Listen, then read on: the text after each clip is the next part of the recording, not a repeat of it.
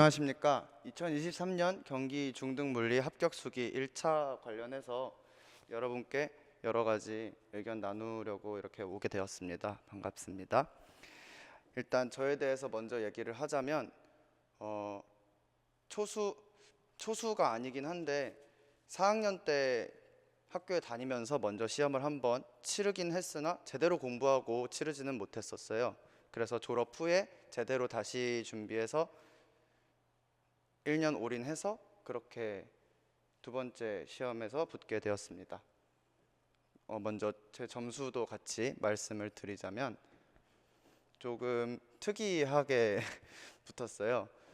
저 같은 경우는 이번에 1차 컷이 69점이었죠. 그런데 제가 1차에서 전공에서 굉장히 높은 점수를 얻어서 86점으로 컷 플러스 17의 점수를 받아서 붙었구나 하고 있었는데, 이제 2차를 준비하는 데 앞서서 갑자기 1차 끝나고 몸이 좀 으슬으슬 춥고 하더니 코로나에 걸려서 2주 동안 알아눕고, 그 이후에 한 일주일 있다가 또 독감이 걸리고 이러면서 2차 준비를 거의 제대로 하지 못했어요.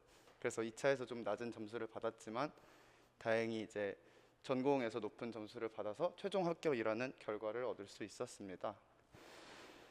그래서 뭐 점수만 봐도 그렇겠지만 일반적인 케이스는 아니다 보니까 제가 합격 수기들을 다른 분들 걸 보면서 생각이 들었던 게 있었어요.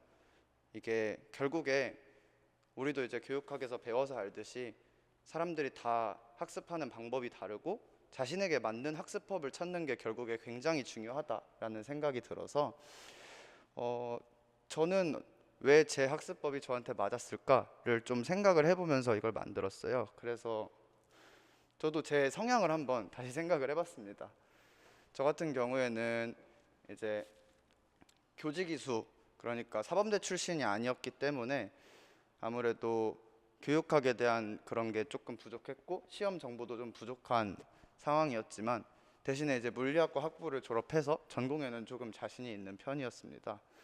뭐 나머지는 여기 있는 약점 같은 경우는 뭐 어떻게 보면 흔한 걸 수도 있는데, 암기에 취약해서 교육학 공부하는데 굉장히 어려움 많이 느꼈고요. 외로움도 많이 타고 주변 영향도 많이 받아서 노량진에서 자취하면서 굉장히 중간에 우울해하기도 하고, 공부에 제대로 집중하지 못하던 때도 있었습니다.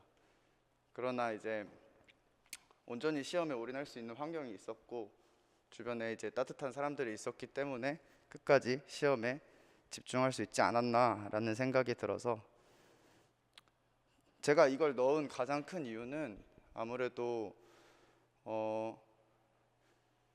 만약에 이 수기를 보시는 분들께서 나랑 좀 성향이 비슷한 것 같은데 하면은 제 수기가 조금 더 도움이 되실 수도 있고, 그렇지 않더라도 이 친구는 자신의 성향에 대해서 생각하고 그거에 맞는 학습법을 이런 식으로 고민해서 자신의 학습법을 만들어냈구나, 이 과정을 좀 참고하셔서 각자에게 맞는 학습법을 만드는 방향으로 이렇게 참고하셔도 좀 좋을 것 같습니다.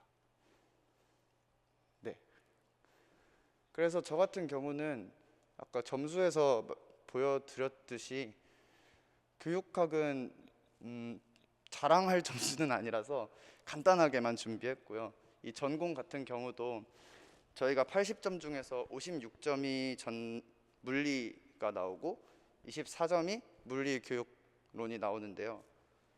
제가 물론 시험지를 확인하지는 않았지만 정승현 선생님께서 시험이 끝나고 나면 답안을 이렇게 사이트에 올려주세요. 그거 기준으로 채점했을 때 제가 물리를 56점 만점에 54점을 맞아서, 과교론도 사실 그렇게 보면은 과교론을 꽤 많이 틀린 상황이어서 과교론도 그렇고 교육학도 그렇고 제가 뭔가 떳떳하게 이렇게 공부하시면 좋습니다 할 처지가 아니라서 주로 제가 어떻게 물리에서 이렇게 고득점을 얻을 수 있었는지 그 내용 위주로 준비하였습니다. 일단 간단하게 제가 작년 1월부터 공부를 시작했는데요.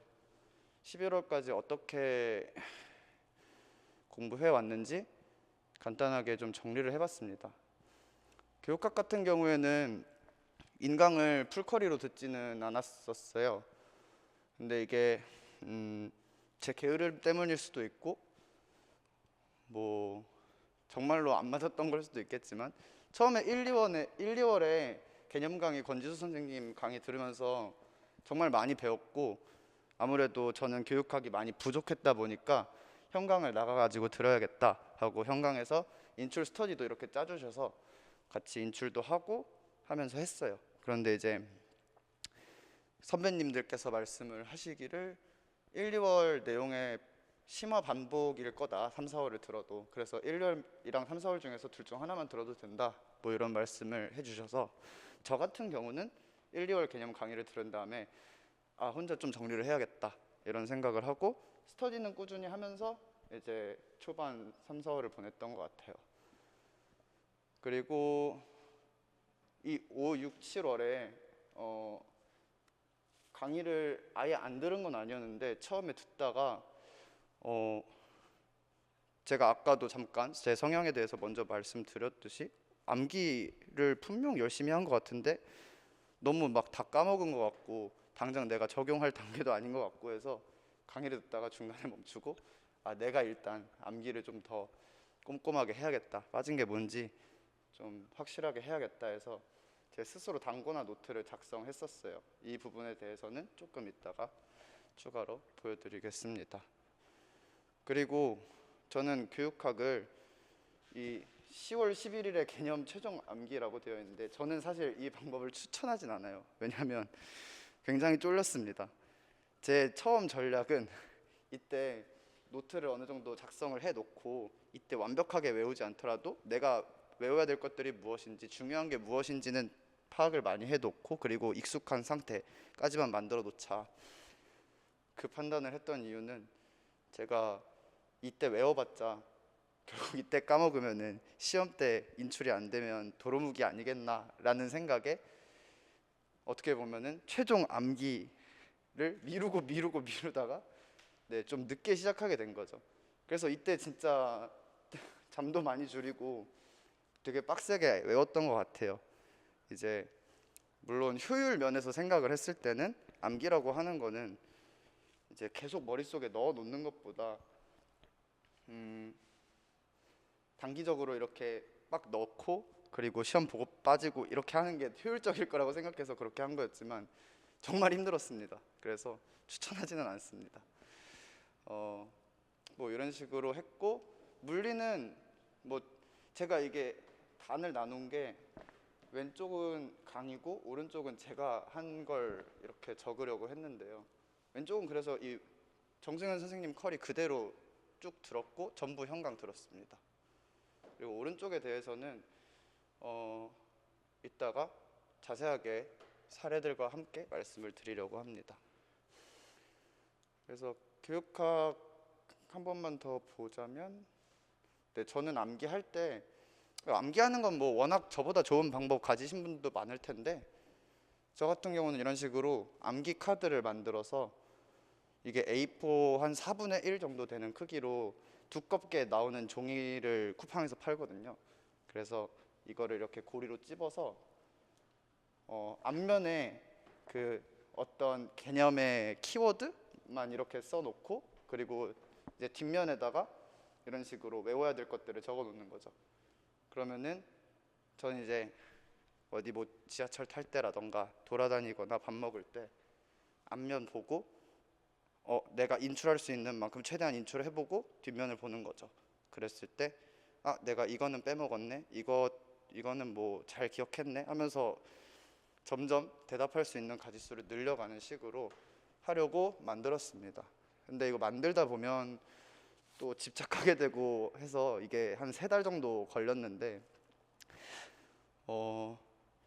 저 같은 경우는 손으로 써서 되게 오래 걸렸던 것 같아요. 그래서 태블릿 있으시거나 아니면 뭐 타자 치실 수 있다 하면은 그냥 타자 쳐서 하시는 것도 좋고 그냥 강사님 교재로 나오는 핵심 그 이런 거 찾아가지고 그냥 그것만 봐도 괜찮을 것 같아요. 만드는 것도 물론 만들면서 내 걸로 만드는 시간이 되기는 하지만 아주 효율적인 건 아닌 것 같아서 네, 뭐 외우는 방법은 저는 이런 식으로 했었고요.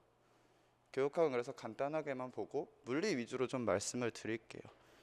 제가 여기 색깔 넣은 게 제가 조금 더 중요하다고 생각하는 것들, 그러니까 제가 한 것 중에서 중요하다고 생각하는 것들인데, 네, 일단 이건 정승현 선생님 컬이 그대로 전부 현강 들었는데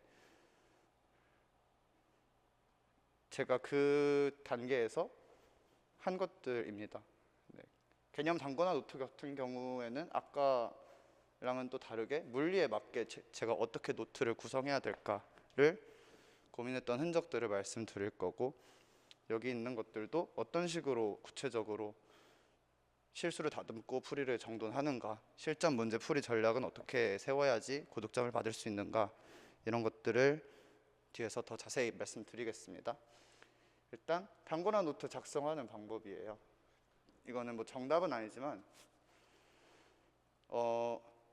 물리 개념을 보다 보면, 예를 들어서 일반 물리 파트를 보면 개념은 간단한데 그 개념을 꼬고 좀 복잡한 문제 상황을 만들어내서 풀이 시간이 오래 걸리게 하는 문제들이 많이 출제되는 편이죠.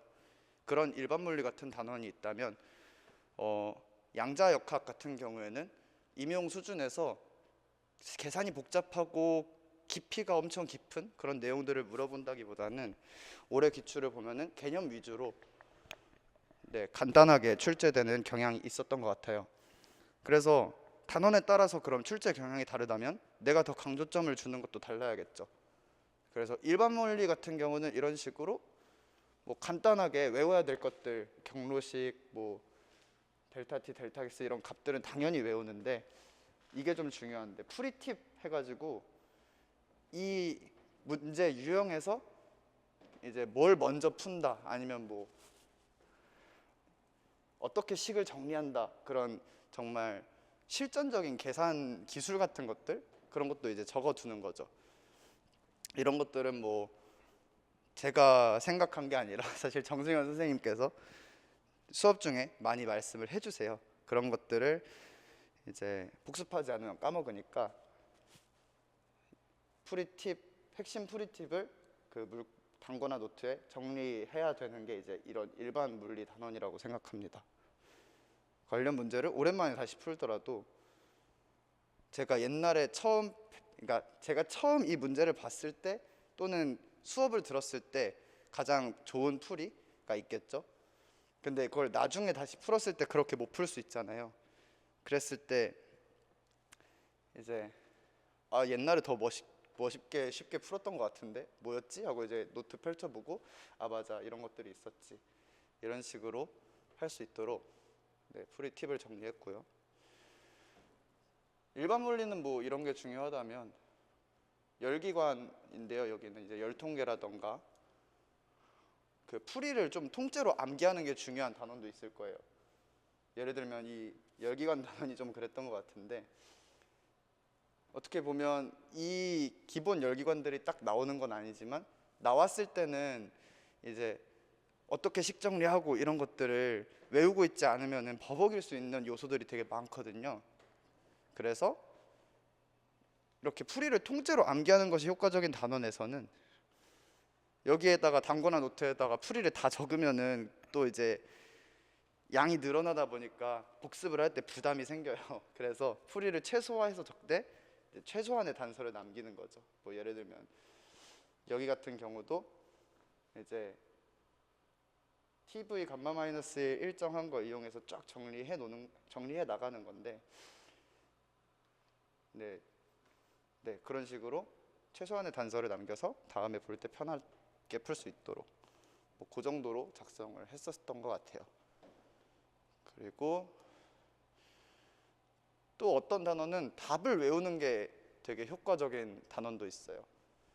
대체로 이제 어떤 문제 유형 자체가 되게 잘 나오는 유형인데 그 유형에 계산 과정이 엄청나게 더럽다던가 이럴 때는 답이 어떻게 생겼는지를 아예 통째로 외워버렸을 때 생기는 이제 유리함들이 있거든요. 뭐 양자라던가 이 거시적 열통계 이쪽 파트에 그런 게 많았던 것 같은데, 저 이 네모친 것들이 제가 외워야지 했던 것들이에요. 어떤 계산 결과로 나온 거기도 하고 뭐 공식이기도 한데, 여긴 전자기가 그 앙페르 법칙이랑 해가지고 자기장 있는 것들이랑, 그리고 전기장, 어떤 전하 분포에 대한 전기장, 그리고 전류 분포에 대한 자기장, 이거를 나올 수 있는 대칭성 있는 모든 모양을 다 외웠어요. 이걸 외웠을 때의 장점은, 답을 암기하는 과정에서 수식의 형태에 대한 직관이 생겨요. 이게 무슨 말이냐면, 예를 들어서 이제 구형 전하 분포가 있다 했을 때, 전기장이 그러니까 전기장이 이제 내부에서 뭐 여기가 R 차원이 되는데, 외부에서는 R 제곱분의 라지 R 세제곱 차원이 된다. 이거를 외우다 보면은 저절로 알게 되거든요. 왜 이렇게 외워야 되는지. 이게 둘 다 전기장이니까 이 앞에 상수 빼면은 여기가 이제 1차원이어야 되고 여기가 1차원이어야 되니까 이렇게 외우면 되겠다 하면서 내 스스로 차원 분석이 엄청나게 빨라져요. 차원 분석을 왜 해야 되냐면은 검토를 할 때 이걸로 진짜 고치는 경우가 되게 많거든요. 그러니까 우리가 물리 같은 경우는 단위가 굉장히 중요하잖아요. 내가 답을 냈는데 속도를 구하시오 했는데, 내가 구한 게 시간 제곱분의 위치의 어떤 뭐 그런 단위가 나왔어요. 속도는 시간분의 위치의 단위가 나와야 하는데, 그렇게 나왔다면 제가 그걸 눈치챌 수 있다면 검토를 통해서 그걸 고칠 수가 있겠죠. 이런 게 답을 외우다 보면은 엄청나게 빨라져요. 왜냐하면 답을 외우려면 차원 분석을 해야 되거든요. 그래서 이걸로 검토에 대한 어떤 직관도 좋아지겠죠. 그리고 답을 알고 문제를 풀면 답에 대해 확신하고 넘어갈 수 있다. 이것도 정세훈 선생님이 진짜 많이 말씀하셨던 건데, 일단 기본적으로 답을 알고 있으면 내가 풀었는데 너무 이게 난생 처음 보는 모양이다 하면은 나 좀 어디서 잘못했나 하고 한 번 더 보면서 실수를 없앨 수 있겠죠. 그리고 알고 보는 거니까 자신감을 기반으로 훨씬 더 긴장 안 하고 시험에 임할 수가 있어요. 그리고 속도가 말도 안 되는 게, 그게 우리가 답을 다 외웠다고 해서 똑같은 문제가 나오면 정말 최고지만 그렇지 않은 경우도 있잖아요. 근데 똑같은 문제가 나왔더라도 저 같은 경우는 조금 불안해서 이렇게 다시 한번 풀이 적어 보거든요. 그리고 문제에서 풀이 적으라고 하긴 하니까 어쨌든 풀이를 안 쓸 수는 없고, 근데 만약에 실전에서 그렇게 하다가 평소보다 조금 시간이 말려서 엄청 부족한 상황이 됐을 때, 뭐 예를 들어 이것을 풀이 과정과 함께 구하시오 했는데 내가 이거 답은 외우고 있어서 알아. 그러면은 이거 풀이 과정까지 쓰는데 예를 들어 뭐 한 6분 걸릴 것 같다 하면은 30초 만에 그냥 답만 쓰고 1점이라도 따가는 거죠. 그래서 정수선 선생님이 항상 말씀하셨어요. 암기에 장사 없다. 암기하는 사람을 이길 수 없다. 아무리 똑똑해도. 그래서 이 답을 암기한다는 게 정말 귀찮고 어려운 일이지만 적어도 임용 물리에서는 엄청나게 유리하게 시작할 수 있으니까 꼭 추천합니다. 네, 그래서 간단하게 다시 정리하자면 단권화를 할 때 단원에 따라서 강조점을 달리했다. 연습이 많이 필요하고 어떤 단순한 개념에서 복잡한 문제를 만들어내는 이런 일반 물리 같은 단어는 풀이 팁들을 꼭 정리하시고, 그리고 풀이를 통째로 외워야 되는 단원들 이런 거 이제 풀이 다 적어보는 거는 뭐 따로 A4 용지 하시고, 이 단권화 할 때는 최대한 단서 위주로 이렇게 해서 내가 다시 보면서 또 인출해 볼 수 있게 하시고, 그리고 답 암기해라. 복잡한 답들도 암기하면 정말 유리하게 할 수 있다. 이거를 늘 강조하셨었고 굉장히 많이 도움을 받았습니다. 여기까지가 단권화 노트에 대한 저의 이야기였고요. 그 다음은 실수 다듬기인데, 실수가 참 억울하죠. 아무래도 내 실력을 제대로 발휘하지 못한 것 같은 기분도 들고. 근데 저는 늘 그걸 했어요. 모의고사 오답을 할 때 예를 들어서 뭐 이번 모의고사에서 내가 12점을 까였다. 그러면은 이 중에서 8점은 내가 실력 부족이고 4점은 실수로 진짜 단순한 실수다. 이런 식으로 딱 구분을 했어요, 매번. 근데 이 엄격하게 구분한다는 게 무슨 말이냐면 예를 들어서 어, 예를 들어서 계산 어떤 전자기학에서 전기장을 계산하는 상황이었는데 마이너스 부호 하나 차이로 틀렸다고 합시다. 그런데 이게 어떤 때는 정말 단순하게 내가 잘못 봐가지고 잘못 적어서 뭐 그렇게 마이너스가 들어가는 경우도 있지만 물리적 상황에서 얘가 무조건 오른쪽 방향일 수밖에 없는데 얘가 무조건 나가는 방향일 수밖에 없는데 내가 마이너스를 써서 들어가는 방향으로 썼어요. 예를 들어. 그럼 이거는 실수가 아니라 실력 부족이라는 거죠. 내가 만약에 물리적 상황에 대해서 직관이 충분할 만큼 이 기출들이랑 여러 가지 문제 상황들을 봤다면 이 답을 보고 넘어가지 않았을 거라는 거죠. 그런 식으로 걷어내다 보면은 진짜 실수로 틀렸다라는 문제들은 이런 거밖에 없어요. 뭐 2분의 1을 안 했다, 아니면 뭐 단위를 잘못 썼다던가 이런 것들이죠, 아무래도. 그래서 그걸 본인이 알아야 되는 것 같아요. 정말 실수 같아도 내가 만약에 조금 더 잘했으면 이 실수를 안 할 수 있었을까? 그러면 그건 실력인 거거든요. 근데 그럼에도 불구하고 단순 실수가 있겠죠. 막 더하기 빼기를 잘못했다던가, 더해야 되는데 곱했다던가. 더해야 되는데 곱하는 경우는 의외로 뭐 통계 같은 데에서 경우의 수 셀 때 많이 하죠. 저 같은 경우는 모의고사 볼 때, 다행히 실전은 아니었지만 모의고사 볼 때 이제 익스포넨셜 x 더하기 익스포넨셜 마이너스 x 해서 이제 코사인 하이퍼볼릭이라고 적어야 되는데 그걸 코사인이라고 적어서 틀린 적이 있었어요.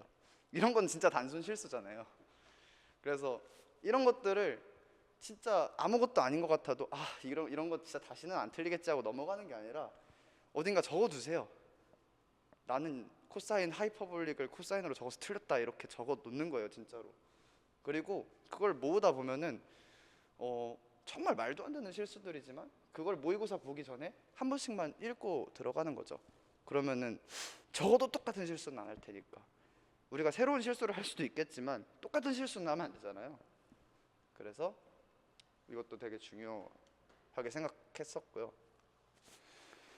이건 뭐 단순 계산 실수일지라도 다음에 같은 실수를 하지 않기 위한 안전장치를 고민해보자. 이게 무슨 이야기냐면 우리가 답을 문자로 쓰는 경우도 있지만 예를 들어 숫자로 쓰는 경우도 있잖아요. 근데 실수 중에 이런 것도 있었던 것 같아요. 그 파장을 계산하는 경우였는데 이게 가시광선 레벨에서 우리가 어쨌든 실험을 해야지 그 관측이 쉽게 될 거 아니에요. 예를 들어 뭐 회절 같은 거 볼 때 우리가 격자 무늬를 관찰해서 실험을 하니까 당연히 가시광선 레벨이 람다 값으로 나와야 되는데 우리가 가시광선 레벨이 뭐 몇백 나노미터 요 정도잖아요. 근데 만약에 내가 10의 n승 그거를 좀 잘못해서 뭐 1나노 단위가 나왔다고 합시다. 그래서 실제로 모의고사에서 한번 틀린 적이 있었는데 강사님이 그러시는 거죠. 이거는 그냥 생각해봐도 가시광선일 텐데 당연히 몇백 나노미터 아니냐. 근데 그 말을 듣고 약간 얻어맞는 느낌이 들었던 게 이거는 진짜 너무 억울한 단순 계산 실수라고 생각했는데 그냥 다 본 다음에 이거 좀 현실적으로 말이 되는 파장이 나왔나? 하고 한 번만 살펴봤어도 저도 수정할 수 있었을 것 같은 거죠. 그런 것들이 이제 안전장치인 거죠. 그래서 결국 이 실수 다듬기라는 게 역설적으로 실수들이, 그러니까 실수가 아니라는 것을 인정하는 과정인 것 같아요. 네, 정말 단순한 실수도 있겠지만 결국 실력으로 커버할 수 있는 실수들이 굉장히 많다는 거, 이걸 고민을 진짜 많이 하시다 보면은 점점 실수가 줄어들 수 있을 거예요. 모의고사 보시면서. 그리고 다음은 이제 풀이 정돈인데, 이건 뭐 정승현 선생님이 수업 때 워낙 강조를 잘 해주셔서 저는 간단하게만 얘기를 할게요. 임용 물리 같은 경우는 2점짜리 문제가 있고 4점짜리 문제가 있어요. 이거는 기출은 아니고 정승현 선생님께서 모의고사 출제하셨던 문제인데, 자 간단하게 볼게요. 여기 4점이라고 되어 있죠. 그러면 배점이 어떻게 되어 있느냐, 이 문제 볼 거 없이 뭘 구하라고 했는지만 볼게요. 개 라그랑지안을 풀이 과정과 함께 구하시오. 그리고 오메가1과 오메가2를 구하시오. 구하라는 게 이게 다예요. 그러면 개 라그랑지안을 구하는 거, 그러니까 라그랑지안을 답을 내는 거, 그게 1점인 거고요. 그 답을 내는 풀이 과정이 1점인 거예요. 그렇게 2점 나왔죠? 2점 남았죠? 오메가1과 오메가2를 구하라고 했죠. 구하라는 게 두 개네요. 1점 1점. 그렇게 4점인 거예요. 근데 왜 이걸 이해하고 가자라고 하냐면, 저도 처음에는, 그러니까 이게 이 문제에 대한 제가 시험지에다가 쓴 풀이에요. 근데 절대로 이거를 답안지에다가 그대로 쓰면 안 된다는 거죠. 안 된다는 건 우리는 시간이 한정돼 있으니까요. 그래서 정말 시키는 것만 적어도 4점이 나온다는 거를 인지를 하고 있으면은 제가 적을 건 이거밖에 없어요. 1번 라그랑지안. 라그랑지안 이제 t-v니까 t 적고 v 적고, 이거면 풀이 과정 끝이에요. 그거 더 적을 것도 없겠죠. 그리고 라그랑지안 쓰고, 그렇게 2점 나왔고, 오메가1은 뭐, 오메가2는 뭐, 이거면 돼요. 이걸 다 옮겨 적는 건 완전 바보라는 거죠. 그래서 제 풀이는 이런 식으로 썼어요. 이거 실제로 모의고사 때 썼던 풀이고 맞았던 풀이인데, 라그랑지안을 풀이 과정과 함께 구하시오 했으니까 풀이 과정과 함께 구하시오 2점. 구하시오 여기 있네요. 구하시오 2점. 그리고 이걸 뭐 여기서 풀었겠죠? 풀어서 오메가1, 오메가2가 나왔겠죠? 오메가1 1점, 오메가2 2점. 그렇게 해서 4점인 거예요. 네, 이거를 장황하게 쓰는 거를 저도 처음에 막 혼이 좀 났었는데, 늘 수업 들으면 강조해 주셔요. 쓰라는 것만 쓰라고. 그래서 이거는 뭐 강의 들으시게 된다면 자연스럽게 알게 되실 거지만, 저도 한번 꼭 강조하고 싶어서 이렇게 넣었습니다. 넘어가겠습니다. 그리고 이것도 정승현 선생님께서 많이 강조하셨던 건데, 제 나름대로 제 방식으로 해석한 내용이에요. 그러니까 실전 문제풀이 전략 수립, 문제지에 휘둘리지 않는 확고한 전략 세우기라고 제가 제목을 정했는데요.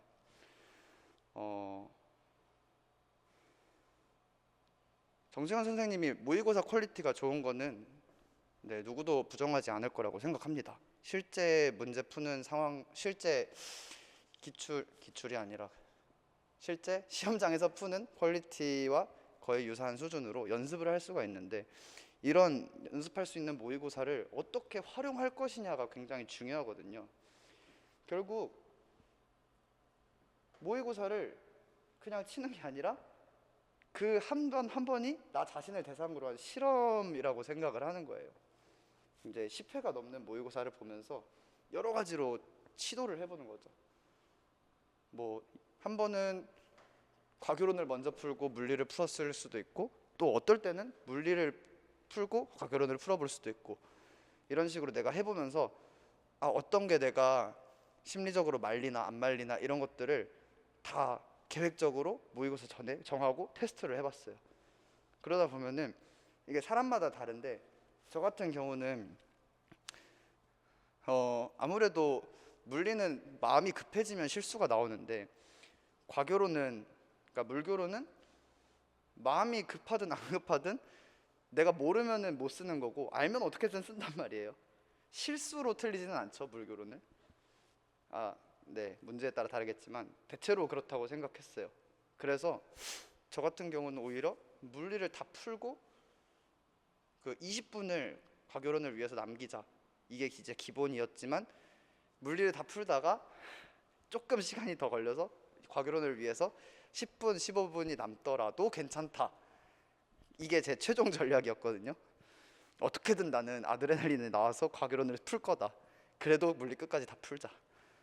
이게 모르겠어요. 정승현 선생님께서는 되게 위험한 전략이라고 하셨을 수도 있는데, 저는 이렇게 했던 이유가 그렇게 모의고사를 쳐봤거든요. 그리고 잘 나왔거든요.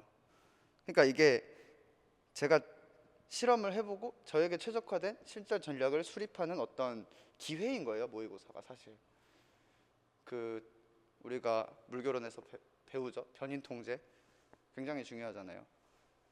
여러 번의 실험을 하면서 순서를 변인으로 이제 실험을 해볼 수도 있는 거고, 이제 시간을 변인으로 실험을 해볼 수도 있는 거겠죠. 근데 이거는 뭐 내가 통제할 수 있는 건 아니지만, 그리고 이 오프닝이 바로 안 되는 문제는 언제 최대 몇 분까지 붙잡을 것인가, 딱 보고 풀이가 안 떠오르는 문제 당연히 있겠죠. 근데 이거를 몇 분까지 붙잡을 것인가, 5분 1분 만에 풀이 안 떠올리면 넘어가 보자 이렇게 해본 적도 있었고, 그래도 한 5분 붙잡자 이렇게 해본 적도 있었어요. 저 같은 경우는 안 보이면 넘어가는 게 맞더라고요. 근데 이거 사람마다 다를 것 같아요. 안 보이면 넘어가고 다른 거 풀다가 다시 돌아오면 또 풀리는 경우가 있거든요. 그래서 이런 것들 다 실험해서 저는 이제 시험지에 휘둘리지 않는, 이제 자신감 넘치는 상태로 위풍당당하게 시험장에 들어갈 수 있었던 거죠. 그리고 이 순서 같은 경우도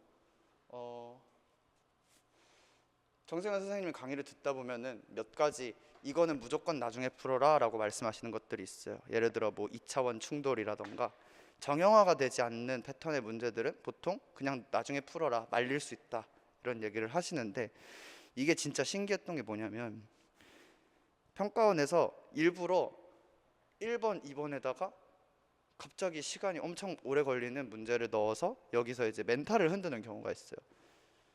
그러면 순서대로 그냥 풀던 사람은 여기에 이제 놀아날 수 있지만, 내가 전략이 있고 이런 문제는 좀 나중에 푸는 게 나아, 이거 말릴 수도 있어, 이걸 아는 사람은 문제지에 휘둘리지 않는 확고한 전략으로 이제 시험에 임할 수 있는 거죠. 그래서 네, 저는 이런 식으로 해서 좀 자신 있는 상태로 시험을 봤고, 그래서 전공에서 고득점을 할 수 있었다고 생각합니다. 네, 준비한 내용은 여기까지고요. 처음에도 말씀드렸다시피 사람마다 공부하는 방법은 정말 다를 거라고 생각해요. 저는 이렇게 공부했습니다 하고 소개를 드렸지만, 어떤 분들에게는 저거 좀 해볼 만할 텐데, 어떤 분들에게는 저건 나는 되게 비효율적인 것 같은데, 사람마다 의견이 많이 다를 수 있다고 생각합니다. 그런데 방법 자체도 좋지만 제가 어떤 이유로 이런 저 나름의 전략을 세워 나갔는지, 이 과정을 좀 보시고 여러분들도 스스로에게 가장 잘 맞는 공부 방법을 수립하셔서 효율적이고 좋은 수험 생활을 이어나갈 수 있으시길 기원합니다. 여러분들을 응원하고 감사합니다.